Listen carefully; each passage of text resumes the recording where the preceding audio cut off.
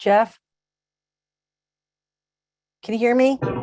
Yes, I can hear you. Okay, perfect. Thank you.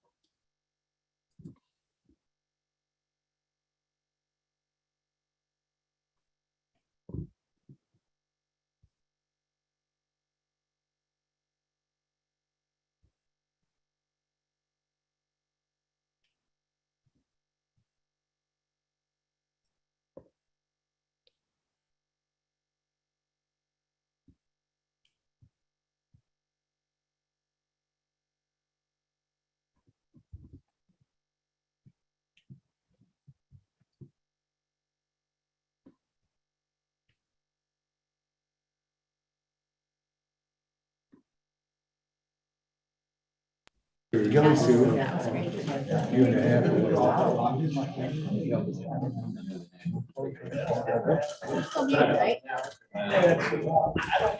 We just took it off.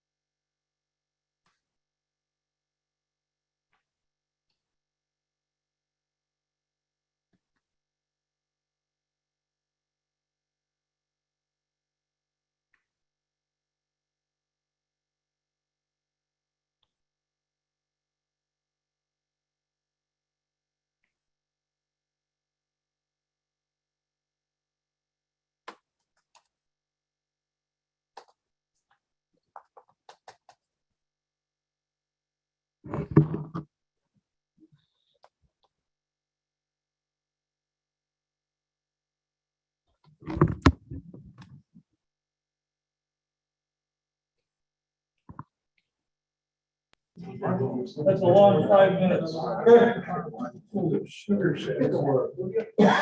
are you doing? Why are you in my way? Run over.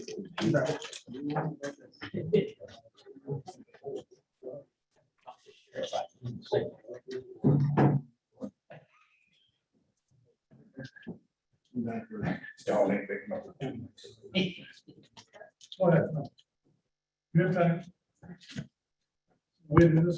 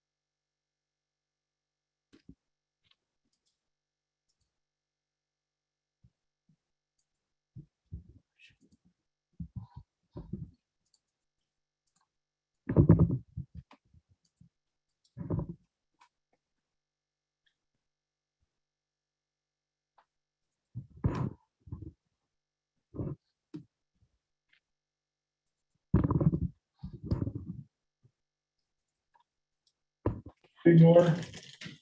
Everybody on? Keith, are you there? Hang on, I just lost it. Hang on. Yeah, I am here, Paul. Okay. Is Andy on? Andy's excused for tonight. Can you hear me? Yes, okay. The only Didio? one I don't believe I have is Mike Didio in the room. He went home sick.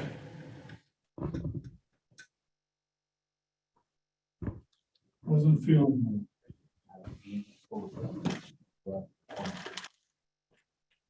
right, I'll call the meeting to order. 6:55. Appointments. Danielle.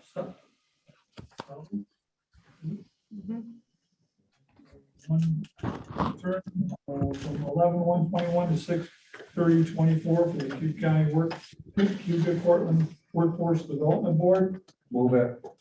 Second, anyone? A second? Any discussion? All in favor? Aye. Aye. Opposed? Carried. Presentations, Steve's already done. So we're gonna get right into, Steve will continue. Anything else you want to go through? I provided you with my report. It's got lots of detail in it on the work that we're doing. Please take a look at it. I don't have anything to add. I do have two resolutions, obviously, tonight. One is the Stone Nature Center one, and the other is the part-time administrative assistant reimbursed by CCDC. 100%. So before we get into the two resolutions, any questions for Steve? Let's go right to the resolutions. The one? Is that the CCDC? Yes, it is. Okay, so Suzanne Gauthier, taking notes tonight, she's retiring December 29th.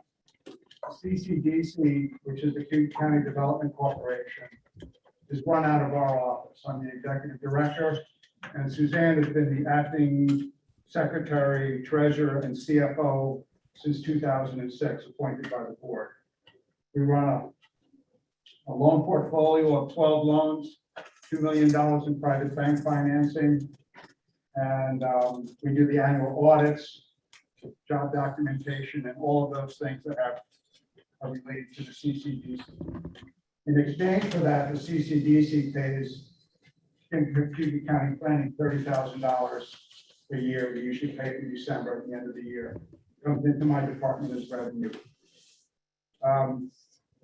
When Sue retires, rather than having CCDC have to go out and hire a new bookkeeper and train a new bookkeeper, et cetera, we worked with the administration, with Aileen and with HR, and said, if we allow Suzanne to come back as a part-time, as needed administrative assistant, she's already taken the test, so there's no problem there.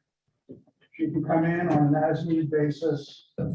Beginning of the year, it would probably be a little bit more frequently when we're doing the annual financial audit and so on. And then during the summertime, when we're not doing that, it would be occasionally take care of banking and finance matters. She could just come in, work whatever hours we need, and take care of it, and it's fully reimbursed by the CCDC. That is the easiest way for us to have no break in the transition. She will only get Social Security and FICA. She doesn't get other benefits or anything else. She's retired. And the resolution caps that position, including Social Security and FICA, at $12,000 a year, which is significantly less than the CCDC is paying us now. CCDC has passed their budget for fiscal year 22, and then included the $30,000 a year. So I'm asking for your support so that we can just continue operations, not have a break, and have to train somebody new. And it's also very convenient for Suzanne, where all the files are here in our office, all the materials in our office. She can come in, sit at one of the desks in our office on an as-needed basis, continue to work with me and get the job done. Entertain a motion? I'll move it. Second, Tim. Any other discussion? Madam Chair. Although I don't sit on this committee, I just wanted to offer that we worked with civil service to try to find the best scenario for this position to fall into. We also worked with the finance department to see if there was a way we could do a quasi position underneath the finance department. Due to the limited time constraint between now and the date of retirement, this was the cleanest way to go. This does create a new part-time position in the department. There's a part-time assistant. There is an existing part-time assistant in the department right now, and then the assistant position. So as Steve indicated, this is mostly covered by CCDC. There's some percentage that's still a county share to cover it, but this was sort of the easiest way to transition this position to make it possible, I guess, in the time we have. Mr. Chair, if I could add to that, thank you, Aileen. The difference in the salary that Suzanne was making and the administrative assistant that's taking over her position that does not have the skills to do this work is $7,500 a year less. So there's already that money is being recouped in our budget. And what I would say is, because this is not in next year's budget, if this moves through the process and it goes through planning committee and it goes to Ways and Means, there will need to be an amendment in Ways and Means to place it into the budget for fiscal year 22. I don't believe it's a big cost to the county. It's generally negligible. Tim, If it contributes to economic development, we need more of it, so. Let's go. all in favor? Or Whoa, whoa, anything? whoa. I have my hand up, Mr. Chair. I couldn't see that. Go Sorry. ahead, Keith. Yeah, I have lots of problems with this, none of whom have to do with the personnel involved. But my first concern is that the resolution is inaccurate and disingenuous. There is a cost to the county. Right now, CCDC pays the county $30,000 for a variety of services, among which are the provision of this service. That money goes away. So the cost to the county is in fact $12,000 plus whatever else these uncovered costs are. And as you all know, I like to see accuracy and truth in resolutions. And so I would want that, at the very least, I would want that the line which says without support or without cost to the county struck, because it is simply not true. Secondly, if you remember, we were sold on the idea of hiring a full-time administrative assistant to replace the retiring person months before that person retired, based on the fact that the job was complicated enough so someone would have to sit next to the incumbent, or the incumbent would have to sit next to the person in the position in order to learn the job. Now, what we've discovered is no, we're going to have to separate part of that work and pay someone, it doesn't matter who, but pay someone else to do that work. My question then becomes, why was this not done before? This is the $12,000-$15,000 is somewhere around 20% of the pay of the full-time administrative assistant. This is a significant amount of money and a significant portion, I assume, of the work that was done. So the job should have been reevaluated at that time. My next concern is that, as was mentioned, this is a budget issue. This should not be coming before this committee prior to the consideration of the 2022 budget. Everyone else we asked to go through the budget process if you have new positions, regardless of the funding source. In this case, this is being kind of backdoored. It's going to be considered at this meeting, voted on at this meeting, which puts then the budget process in a very difficult position, as far as I'm concerned anyway. I think this should have been part of the budget process. It wasn't, and it needs to be. And so this needs to be defeated tonight and moved on to the budget. I'm perfectly willing, as Chair of Ways and Means, to entertain the discussion of this position in the new budget, but that's where the discussion should have taken place. My final concern is this. CCDC can hire anyone they want to do this work, and I'm fine with that. If CCDC wants to pull our contract for $30,000 and reduce it to whatever they want to reduce it, that's okay. That's their decision. What I don't like is the idea that they're proposing, as I understand it from this resolution, they're saying that at their meeting on whatever date, they moved to ask the county to create a new position to do this work.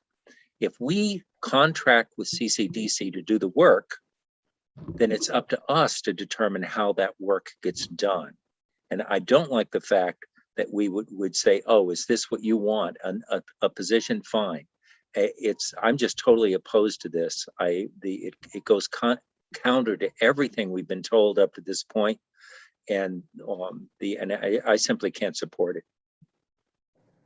Okay, Steve, I just want to remind those that were at the meeting where I talked about Sue's transition plan in executive session. I won't go into the details, but I will say that I did bring this back up. I did say that I was going to bring this proposal to the committee in the future. So I did not At that time, I mentioned it, and I said this was the plan, but I was trying to move on the transition plan for Suzanne. And I said at that time that the person was not going to do the CCDC work. That's what I told the legislators at that time.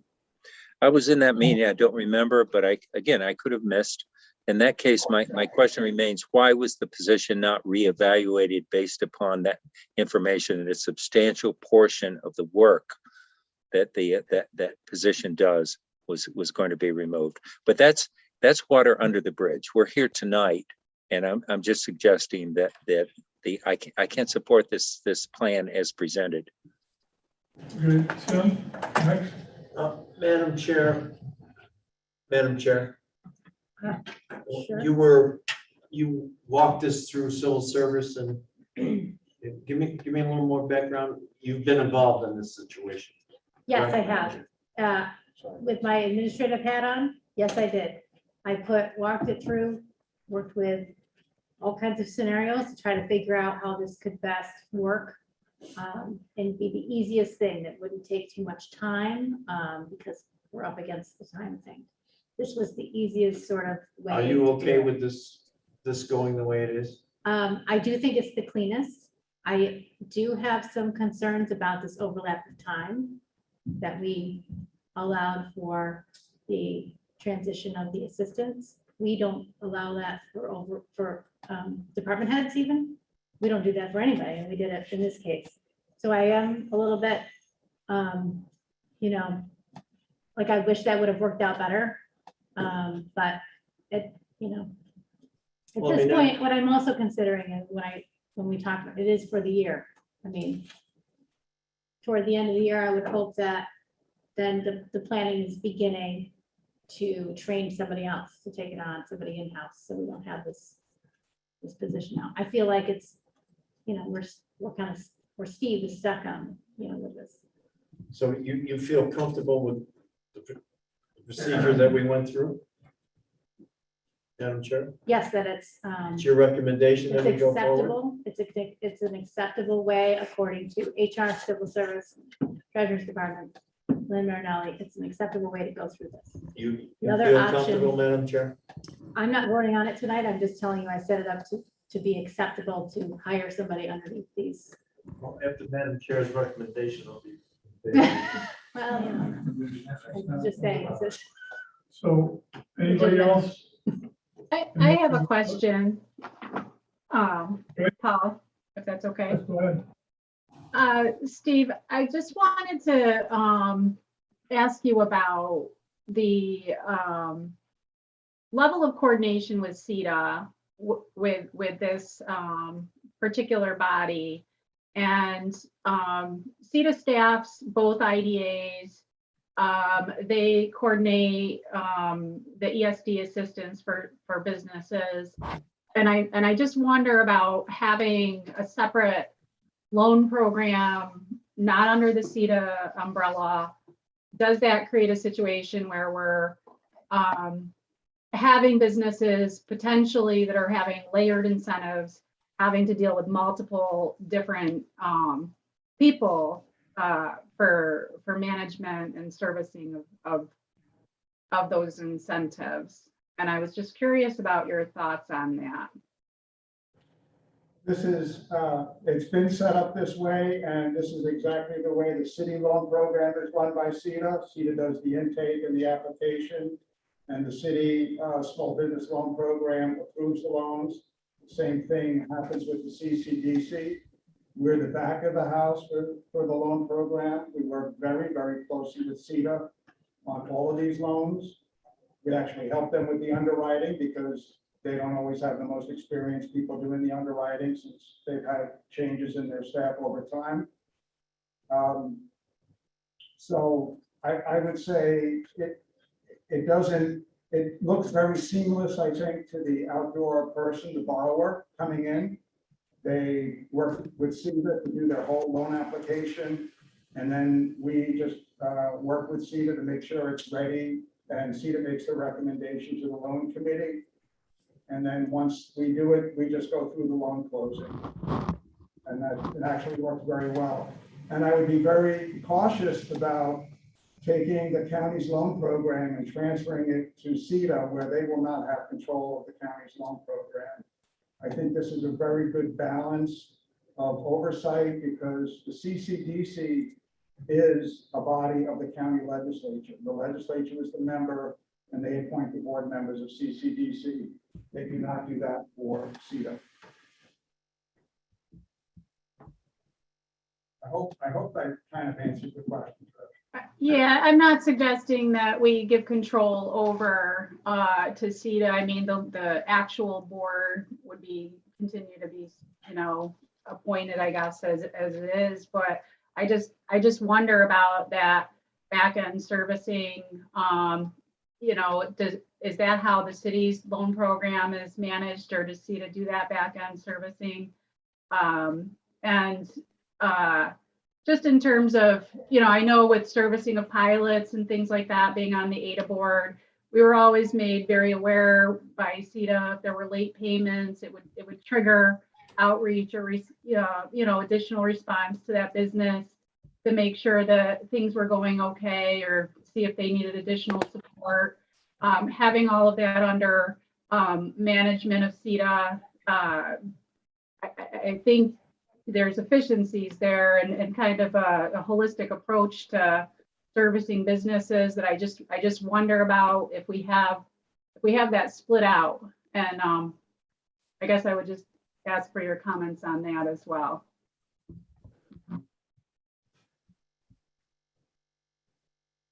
I think CETA develops relationships with the applicants, and they continue those relationships. And our relationship is basically financial management, and we're in very close contact with CETA, on a consistent basis on any of those issues. So I think it's seamless. I wouldn't really make the kind of distinction between them.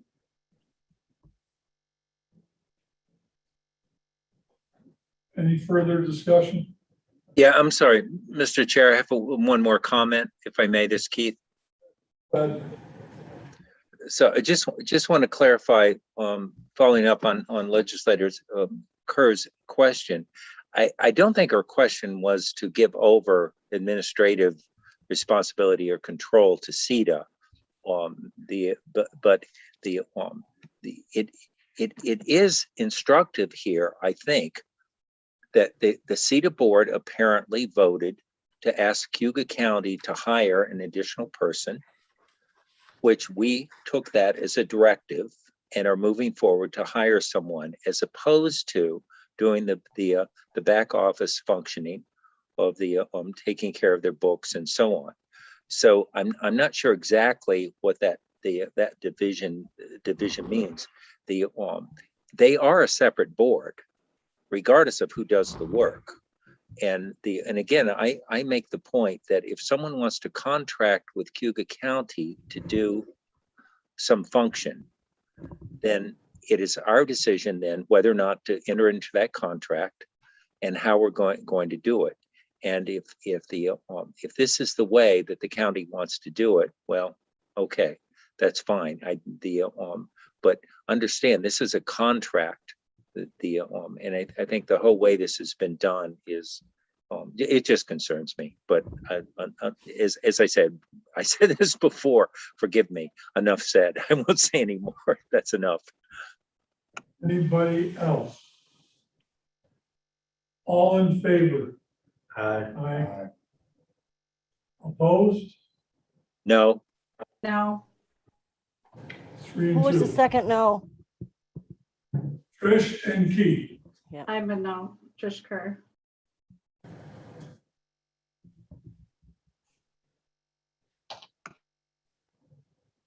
Three, two. Me too. Yes. Okay, then move on to the second one. Roll here. PL2, Steve. This resolution authorizes the award of the bids for the Sterling Nature Center project that we just discussed. I believe just about everybody was part of that conversation during the end of Public Works. And it authorizes transfer of some additional funds into an already existing capital H account which has that 4,035,000 sitting in it now. Do I have a motion? Motion. Move Tim, second. Second. Second, Chris. Discussion. Yeah, Mr. Chair. This Your key, way. yeah, if I may. Thank you. As I said in the other committee meeting, I want this project to go forward. I'm concerned that the options have been introduced without into the $8 million without a sufficient opportunity to really consider them.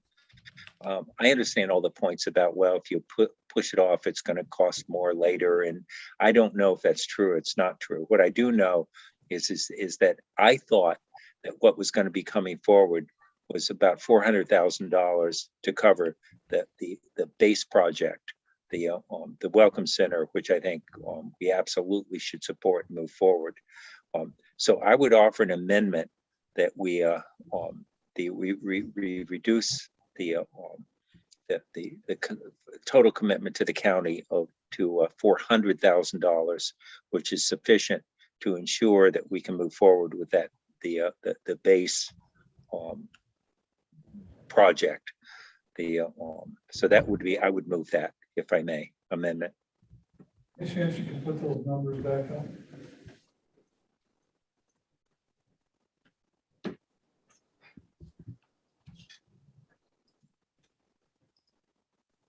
So Keith, is that an amendment to this resolution? It is. Do we have a second? Well, can we review the amendment? Is that what you said? It's all right. Fire away. What is that a minimum that has?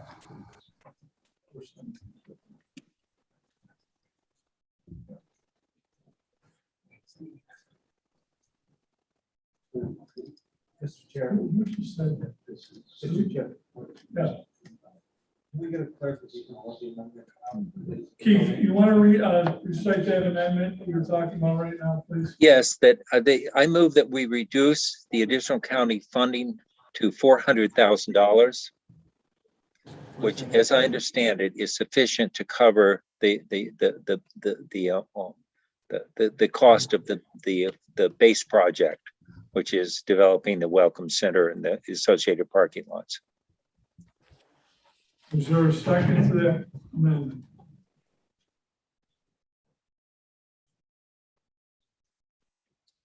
Okay, no second. Back.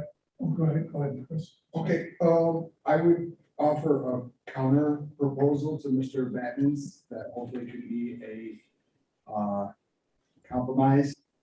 I propose an amendment to take 461,000, correct me if I'm wrong, Steve. 461,800, is that right? If I split it in half. Just if you won't let me know, I can show you. I believe it's 461,807 from the Economic Development Fund, with the remainder coming from the A fund to fund the total project. I'll second that. Okay, no, yeah. Any further discussion on that amendment? Are you, Hold on just one What? second. Yep, let's get the numbers. is this from a reserve? We have a second on Chris's Petrus's motion, or, Yes, Tim Lattimore. Reserve. okay, thank you. Big spender going out the door. We have an Okay, for a total of 861,807. 861,807. Okay, that's for someone. Is this from a line or the reserve? 400,000. So 400,000 from A fund, which Oh, was from the A original, fund. so it's Gotcha. kind of like what Keith was saying, and then the 461,807 would be coming from the Economic Development Fund. That's the reserve. Yeah, that's, yeah. So fund CETA and economic development? Yeah, that's funding CETA. And economic development, an economic development, tourism driver. I would say so. Logical to me. Is there any other discussion on the amendment? If not, all in favor? Aye. Aye. Opposed? No, I'll get you one. Okay. 4-1. 4-1. Next, Okay, Steve, anything else on that? That's all I have. Okay. but we need to vote. We need to vote. That was the amendment. We need to vote on the motion, Mr. Chair. PL2, yep. All in favor? PL2? aye. Aye. Aye. All opposed? No, Carried.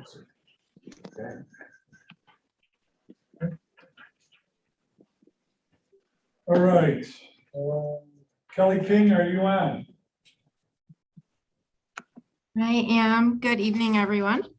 A couple updates that I have from my report this month. The first one would be about our job fair. So last month I talked about diving back in and doing a job fair after the lack of participation in the one that we had in July. I will say that I think it was a win because we ended up with 3 times as many employers and 4 times as many job seekers. Still not huge numbers, but we did have 20 employer participants. When I did it in July, I only had about 7.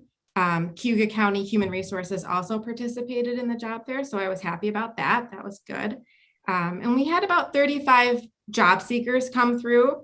I want to say we probably had under 10 in July.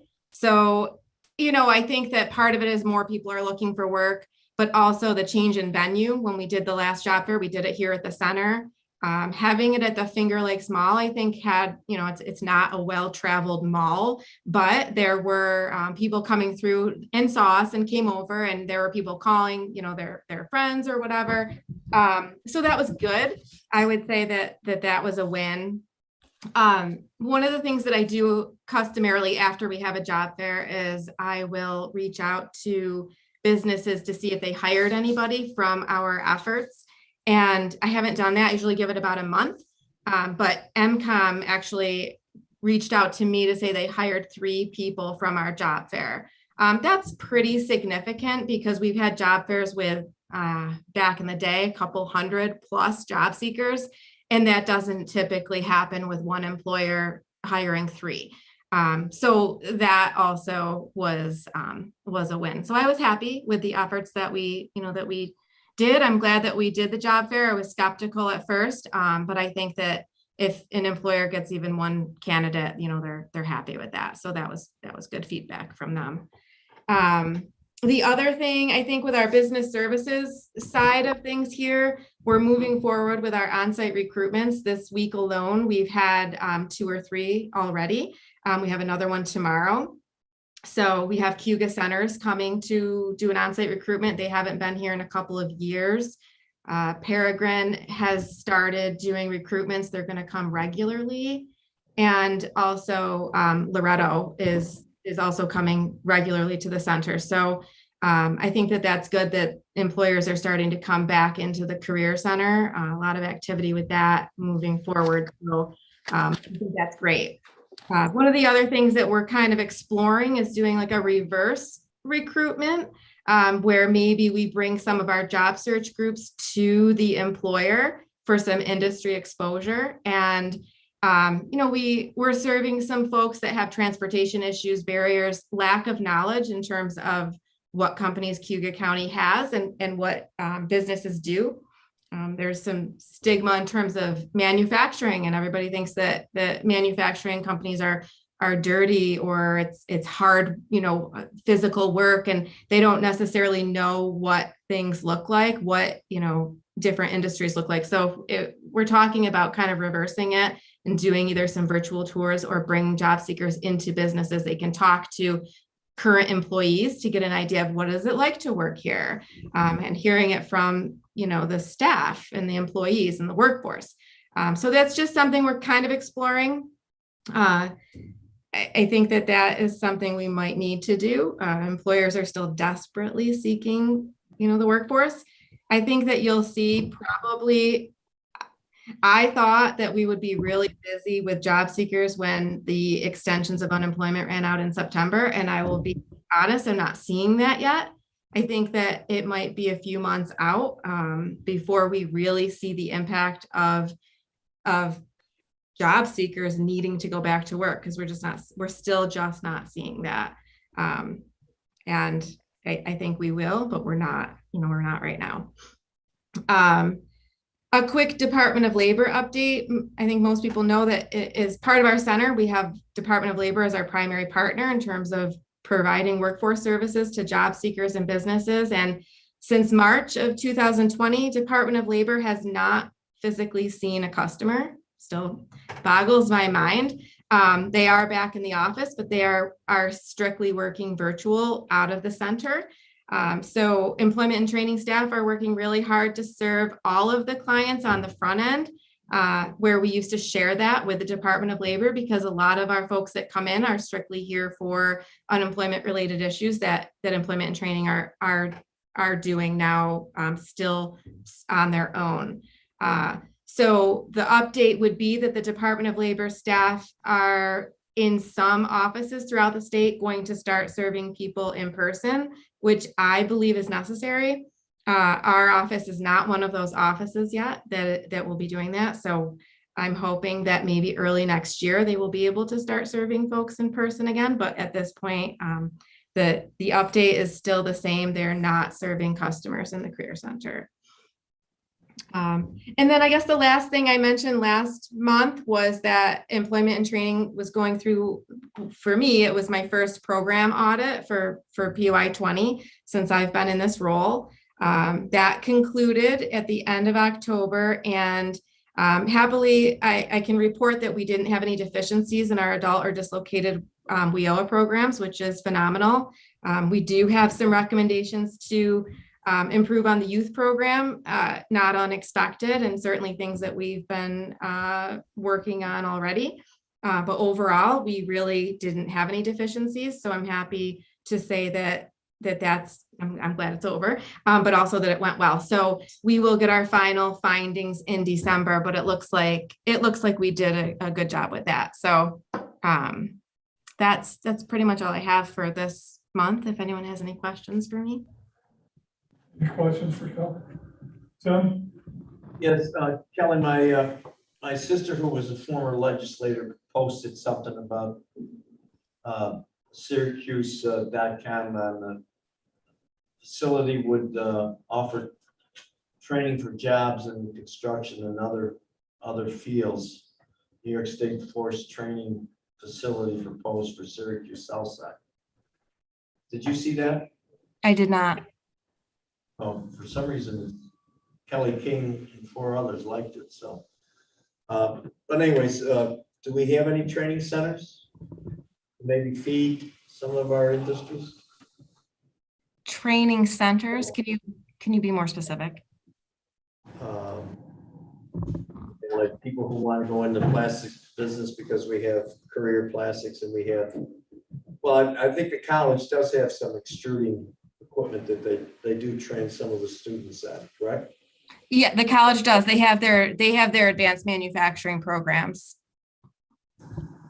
And they are on our eligible training provider list, and we do support their programs, and we do sponsor students in those programs.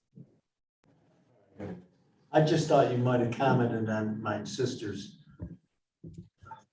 posting. I'll have to go back and look. I mean, if it says I liked it, I'm going to have to look, but I'm not sure if I'm following what article that was, but I can go back and look for it. Any other questions for Kel? Okay, thank you. Let's go to Danielle and Sita. She's on. Good evening. Oh, Everyone has the CETA committee report, but before I kind of go into highlights, I wanted to thank Tim for sending the Ontario County Strategic Plan.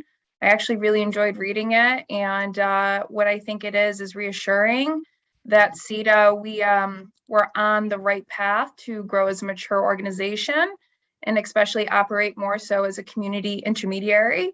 Really, that's kind of how Ontario operates. And our strategic plan is actually on our website. It looks like CETA hired a consultant way before my time, back in 2011, to develop the strategic plan. And then the committee reconvened to do an update to this plan in 2018.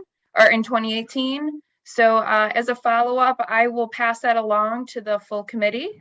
So you have the link and you can look at that on the CETA website. But really, there's a lot of parallel alignments to both the Ontario and the CETA strategic plan, especially when you're looking at their SWOT analysis and some of their strategic priorities. So thank you very much, Tim. I really appreciated it. And I still encourage any follow-up conversations anyone wants to have about that. Just a couple of highlights from my committee report. Last month, CETA attraction plan became public. Terrapin Care Station is looking to purchase Lot 2 in the Auburn Technology Park. This is a cultivation and production facility within the cannabis industry. It will be a multi-million-dollar investment, and the company as of right now has committed to 100 manufacturing jobs.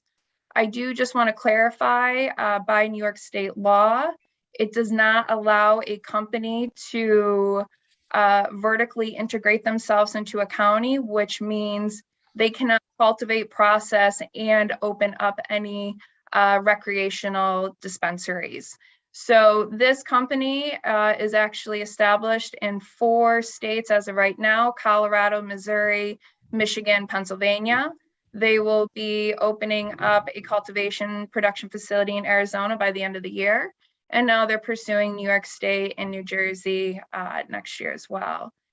So they are the largest privately owned cannabis company in the United States, and they have been in business for over 13 years.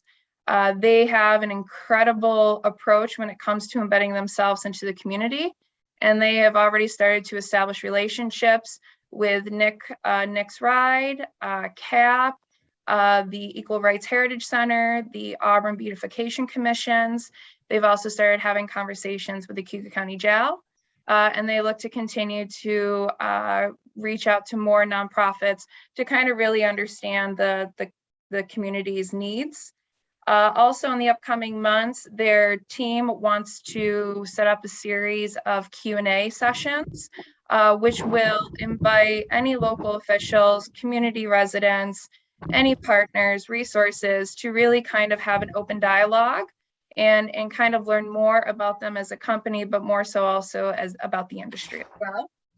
Within my report, I did include a testimonial that we did receive from the CEO in regards to their experience with working with CETA when it came to the response that we provided for the attraction proposal and kind of how we set up that site tour. What I'm starting to learn is that as an organization, we need to do a better job and be more public in some of these testimonials as we are doing this attraction and business engagement work. So this will be up on our website. This will be shared across our boards as well as all our social media platforms as well. And then just one other highlight, SCORE does have a local chapter that is here at the CETA office. And Meg Gallup, who is our business development specialist, she serves as the vice chair on this. And over the last few months, she has been working with the other local chapters here in CNY are in the central New York area to consolidate. This doesn't mean that we're losing our local office. We will still be able to do that. But what it is creating better efficiencies across these local offices here in the central New York region. And then what it's going to do, it's going to strengthen their access to the volunteer network that they have here regionally. I'll take any questions at this time. Tim, you must have one. Oh, one question. Paul, did you ever inhale? No, Never. never. One of the questions I had, well, I did call down and ask for the owner to maybe put a presentation on for the whole county. You said that they can't sell or set up shops within the city limits. Can they set up shop within the county? No. So Terrapin, if they are here and they establish a cultivation and processing facility, by law, they cannot open up any dispensaries in Cayuga County. They use it as a term as vertically integration. And a lot of states practice this for cannabis businesses. They cannot cultivate, process, and do retail in the same county. So this company, Terrapin, primarily focuses on cultivation and processing for medicinal and adult use marijuana. Okay, now, thank you for the shout out in regards to the Ontario plan of action with their economic development teams. We brought Steve Hyde down there years ago, who runs that up there, and he's the best economic developer in the state next to Steve Lynch. But they have like 3 different industrial parks going up. Right now we have one that probably will be filled up if one of the plants expands. Do we have any plans for another site within the county? There have been conversations about this, and just recently we had another one that included actually Trish and Steve Lynch. This has been a topic of both of the IDAs, but yes, to answer your question, Tim, this is something that is on the radar, and it's something that we need to kind of really create a strategic plan around and how we're going to kind of secure these properties.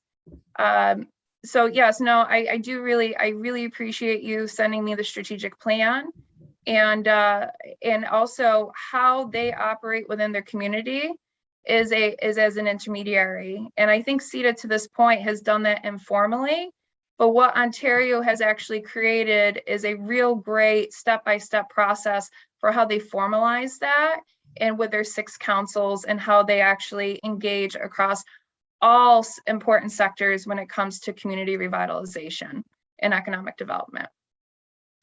Thank you. Anybody else for Danielle? I Thank had you. just a follow-up question, if that's okay. Sure. Great. Danny, I know that we have a supply chain analysis in place now for the county. And I was just wondering if there was any consideration for the legislature or this committee to get a presentation on that from the consultants or from CETA, so that we better understand the landscape and what the priorities are from an attraction standpoint. I think that is something we can definitely set up in the beginning of the year. But I think even on a larger scale, really setting a real, and this goes back to the Ontario strategic plan, really how they create these 6 councils is representation across all of these really important community partners and local government. So knowing that when we are creating a attraction strategy, it's going to impact quality of life. We need to have a viable workforce development plan. We need local government buy-in. So to your point, Trish, I would like to open this up even larger, invite all county ledge that are interested in this, and do a full-fledged supply chain overview, but then even kind of open it up as a roundtable to kind of figure out what's the next steps in developing this attraction strategy. Just, Trish, one example of that supply chain, Syracuse used to manufacture a lot of penicillin. They gave it up and gave it to China. If we had a pandemic that needed penicillin, we can't even produce our own. Thank you. Anybody else? Thank you, Danielle. Thank you. We'll move on to Doug Kears. Hi, good evening, everybody. Hopefully you had a chance to review the report. A couple of highlights. We're still working on some farms here on some cover crops. They did get some in despite the wet weather. That was good news. And some of it grew. Now we're getting some frost, so that might limit some new growth on some plants. Wrapped up another ditch project for County Highway over at Grange Hall Road in the Owasco Lake watershed. I'm trying to do a few more projects while the weather holds out and before the end of the year. Hopefully we can get a few more in. And believe it or not, we're still looking at flooding issues. This seems to be a prolonged theme. The October 26th storms created even more damage now that came through. So right after we got done reeling with the August ones, the October ones came, and working with the town of Locke primarily down there on some planning efforts and some emergency authorization stuff. So still rolling. And then on my report, we did put in there that we're going to start offering our erosion and sediment control courses. Those for contractors and other individuals that are working on state permitted sites for construction activity greater than 1 acre. The contractors need to have the certification in order to work on site. So certification is good for 3 years. We're going to start offering them in January, and then February, March, and April. So we'll have 4 courses lined up. So hopefully some people will be able to take advantage of those now that we'll have limited capacity in our conference room and allow people to spread out in there. But thought we try and offer that up instead of having everybody take it online. Teach them a little bit more in person, and they get a little bit more out of it, hopefully. So with that, I'll be glad to take any questions that you guys have. Doug, it was nice of you to go up on Sam Adams Lane, and Mark was there, Mark Strong and I. Did you receive that storm damage on the west side from Mentz that I'd sent you? I think it's METZ. Maybe I'm saying it wrong. Did you send it Not to that I've seen. We've looked at a lot of different projects, but if you want to resend it, we'll certainly check it out. I was out in the village of Union Springs today looking at some issues. Well, I mean, it's the same crop as on the east side as the west side, I think. It's probably bigger than Niagara Falls. Yeah, there's a lot of issues. Anybody else for Doug? I had a question, if that's all right. See the hands. Doug, just one quick question about the folks in Cato and Niles, Owasco, Scipio, Sterling, the one individual in Locke, I believe, or town of Niles with the septic system design, sanitary code inspections. Do our taxpayers, do they pay for that assistance from you? The residents do. So the residents actually hire us as an inspector to come out. Plus we do designs. So nope, it's an earned income program for the district. Okay, thank you. You're welcome. Yeah, thanks. Doug, can you just talk a little bit about the culvert assessment work that you guys are doing and what you're finding in the watershed from a erosion and runoff standpoint? And I'm curious what kind of funding is out there for culvert work that you're aware of right now. Sure. So the funding that we're receiving to do this evaluation is through the state water quality improvement program, the DEC WQIP funding. And what this covers is almost the first step where we're able to go out. We received a grant, $30,000 total. We get about $20,000 from the state to go evaluate culverts. This one happens to be in the Owasco Lake watershed. We've also assessed and evaluated some culverts in the Cayuga Lake watershed with a $15,000 grant a few years ago. And we submitted 2 other grants to the state this year to evaluate culverts to finish off Cayuga Lake and also to evaluate culverts in the Skaneateles Lake watershed.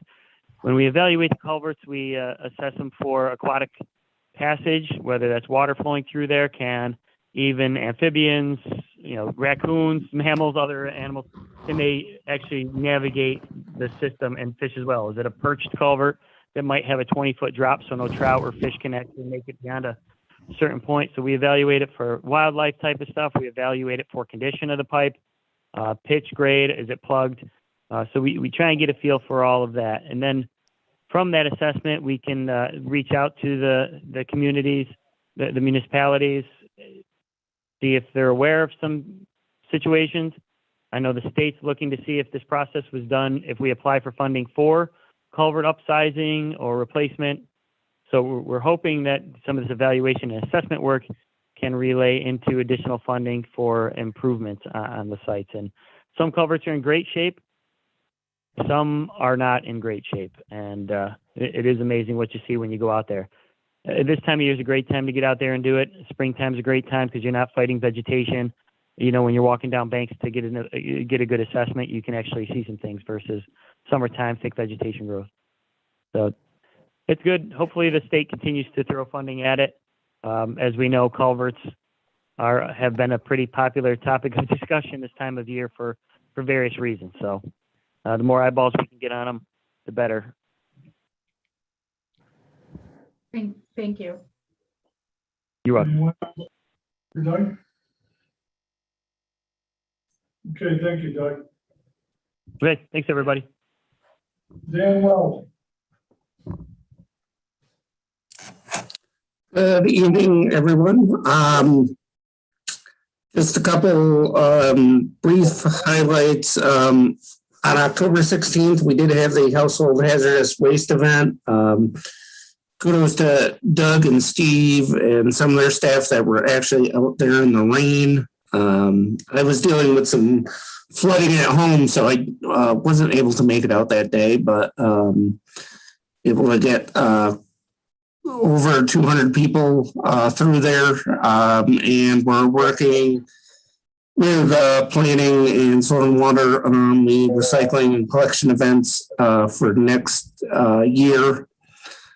One other quick highlight, myself and one of my ag educator here, along with some other folks at Cornell, are going to be trained on the updated phosphorus index, which is used in identifying in best management practices how much phosphorus reduction can be expected. And this is the first time in a while it's been updated, and they've used some modeling and some actual soil test data from across the state to improve that index and get a better idea of how the best management practices should perform once they're on the land. Those are the only quick highlights I have for tonight. I'll be happy to take any questions. Wait for Dan. Tim. Nothing, Paul. I No, got nothing for Dan. He did such a marvelous job. Thank you, Dan. Thanks, Tim. Dan. Okay, lastly, Karen. Are you on? I am still on. Hello. Lastly, I will make it nice and quick, everybody. It was a good meeting. I've learned a lot of new information today. So in our occupancy report, you see that numbers are still doing excellent, even compared to 2019. We continue lots of outreach. I do want to highlight the public relations section. We participated in Travel Unity conferences, both virtually and in person. In person, I was up in Lake Placid. We demonstrated a case study of what we're doing when it comes to refocusing our marketing image towards Harriet Tubman. It was extremely well received, and I think my dog really likes it too, because he cannot stop snorting right on top of me. I apologize for that. So we're looking forward to a lot more engagement statewide on our efforts there. In the group section, I actually want to add one that is not on here, and it does reference previous conversation relating to the new Sterling additions. We have a group of German travel writers who are coming through the section, and they specifically are interested in the natural aspects and outdoors. We pitched them the Sterling Nature Center area. They're very excited to get up there. That paired with the Fairhaven Beach State Park, it highlights really strong product. And if you allow me to expand a little bit on here, in support for the works up at Sterling. what's going on in the Fairhaven area is very interesting. We have a nice little clip of Ontario Lake. And with Coloca, you notice the events that they're doing have picked up incredibly. They're doing extremely well. They're hosting all kinds of social and personal business events. And I think a lot of that could be potential to hit over to Sterling Nature Center as well. I think the area overall has brought a lot more eyes are in the area, both domestic and international travelers are looking at it as well. And I did also want to mention that at least 10% of the overall traveler spending, when it goes into categories of what they're spending their money on, outdoor recreation is at least 10% of it. So it is always a good investment for the county. And our marketing efforts, the Discover Cayuga County with us, Channel 9 is continuing. Our outreach with CBS, Good Morning America, has been nonstop date changing. So that is still in the flux. They keep still stringing us along. We're supposed to have done it just this past week, and at the very last minute, it got canceled as well. So we're still after it. And hopefully one of these times I'll be able to come in and say, hooray, we finally got them here. Tomorrow afternoon at 4 o'clock at the Carriage House of the Cayuga Museum, we're going to be hosting our first World Cafe. And that will be a discussion on the impact that tourism has overall in our community and as an economic development factor. And we are going to do at least 5 of these. There will be 2 of them within the Auburn area and then 3 outside of Auburn. So for each one of them, we'll be inviting different legislators to participate in those events so we can continue the conversation. And we'll be inviting all the constituents of that area. So it does have impact to you guys as legislators to participate and listen to what folks are saying about that.